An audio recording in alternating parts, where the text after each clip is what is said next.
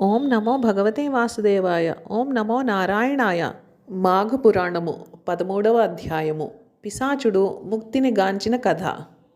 జహ్ను మహర్షి: కృష్ణమత మహాత్మా, నీ వలన శ్రీహరి కథామృతమును విని తనివి తీరా తృప్తి చెంది తిని ఇంకనూ వినవలే అను ఏవ కలుగుచున్నది కాన ఆ మాఘమహిమను తెలుపుము అని అడుగగా కృష్ణమదుడు ఇట్లు చెప్పసాగెను.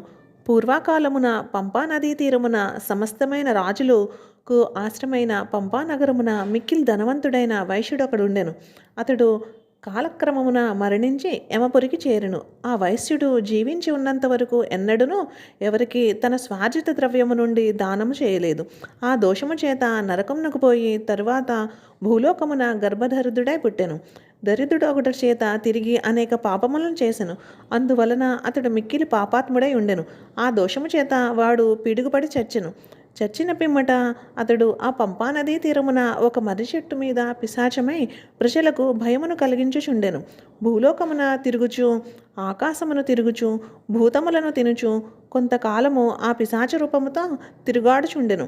ఇంతలో బ్రహ్మమానసపుత్రుడైన వశిష్ఠ మహర్షి తన శిష్యులతో సహా పంపానదీ జలములందు మాఘమాసమును చేయ సంకల్పించి వచ్చెను. మాఘమాసమున ప్రాతకాలమున వశిష్ఠుడు స్నానము చేసి నిత్యకర్మలను ఆచరించి శుచియై కల్పోక్త రీతిని విశ్వదేవుడైన విష్ణువును ప్రార్థించి ఆ సమీపమున శిష్యులను కూర్చుండబెట్టి మాఘపురాణమును చెప్పదలించి వారికి ఎదురుగా కూర్చుండి పురాణమును చెప్పనారంభించెను. ఏ నరుడు ఈ మాఘమాసమున సూర్యుడు మకర రాశి యందు ఉండగా సూర్యుడు ఉదయించుచుండగా ప్రాతకాలమున స్నానము చేయునో వాని పాపములన్నీ సూర్యోదయమున చీకటి అంతరించినట్లు నాశనమగును. పూర్వ సంచితములు ఇప్పుడు సంక్రమించినవి కూడా నశించును. ఎవడట్లు మాఘస్నానమును చేయుడో వాడు నరకలోకమునకు అతిథిగా వెడలుచున్నాడు. యజ్ఞ యాగాది సమస్త కర్మలను విడిచిపెట్టినను మాఘస్నానము చేసిన మాత్రముననే మాధవలోకమును చేరును. ఈ రీతిగా వశిష్ఠుడు శిష్యులకు మాఘపురాణమును చెప్పుచుండెను. మర్రి చెట్టు క్రింద వశిష్ఠుడు చెప్పుచున్న పురాణమును చెట్టుపై నుంచి పిశాచము విని పుణ్య పరిపాకము చేత మర్రి చెట్టు నుండి దిగి వశిష్ఠుని ముందర నిలిచెను. మరియు తన పూర్వజన్మ వృత్తాంతమంతయు సవిస్తరముగా చెప్పెను. వశిష్ఠుడు అతన్ని చూచి ఆశ్చర్యమందెను. ఆ రాక్షసుని పాప పరిహారార్థము వశిష్ఠుడు అతన్ని పంపానదీ జలమందు 2 గడియల కాలమున దర్భముల చేత స్నానము చేయించెను. ఆ మాఘస్నాన ఫలితం వలన హరికథా శ్రవణము చేతను ఆ పిశాచము పూర్వజన్మార్జితమై సమస్త పాపముల చేత విముక్తుడై శ్రీహరి అనుగ్రహము చేత దివ్య శరీరమును దాల్చి కోటి భాను సందీప్తమైన వైకుంఠమును చేరెను. ఈ లోకమున హరికథలను ఎవరు వినుదరో చెప్పెదరో అభ్యసింతురో హరిపాద పూజా నిరతులు అగుదరో హరిపూజలను చేయుదురో సత్కర్మలను ఆచరింతురో సాధు కార్యాచరణులో అట్టి వారందరూ హరిపదమును పొందుదురు. శ్రీహరియు వారికి తన అంశ నొసంగును.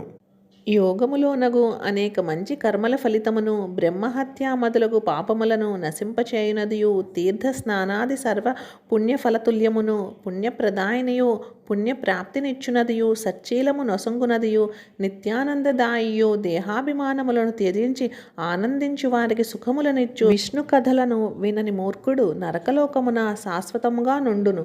మాట వర్ణము చందము లేకపోయినను సలక్షణ శూన్యమైనను కథ అందముగా లేకపోయినను విభేదముగానున్నను శ్రీహరిని ఉద్దేశించిన శ్లోకము గాని గద్యము గాని పుణ్యమును కోరు వారి చేత సదా వినదగినదై ఉన్నది.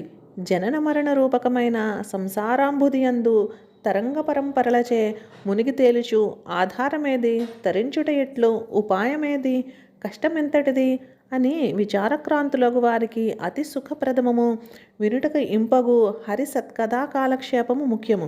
హరికథను విననివాడు బ్రహ్మ హత్యాపాతకుని వలె క్రూర నరకమును పొందును. కాబట్టి సుఖమును కోరున నరుడు పాప నివారణమును కోరు నరుడు పుణ్యప్రదమగు పురాణ పురుషుని కథను పఠించుచుండవలెను. శ్రీహరి కథలను తిరస్కరించువాడును ఆ కథలయందు సుముఖత లేనివాడును అగు నరుని ముఖమును చూడకూడదు. అట్లు చూచుట సంభవించినేని వెంటనే సూర్యుని ముఖము చూడవలెను. ఏ నరుడు సంతోషముతో శ్రీహరి కథలను వ్రాయినో వ్యాఖ్యానము చేయునో ఉపన్యసించునో చదువునో వినునో వాడు సాక్షాత్తు శ్రీమన్నారాయణని తలంచవలెను. నిమిషము గాని అర్ధ నిమిషము గాని శ్రీహరి కథను విని ఆనందించువాడు సౌఖ్యవంతుడగును. విశేషించి చెప్పిన ఫలము లేదు. ఇదే మాఘరహస్యము. ఇది స్కాంద పురాణ అంతర్గతమగు మాఘపురాణమునందు 13వ అధ్యాయము సమాప్తము. మీకు ఈ వీడియో నచ్చితే లైక్ చేసి షేర్ చేసి ఓం నమో నారాయణాయ అని కమెంట్ చేయండి.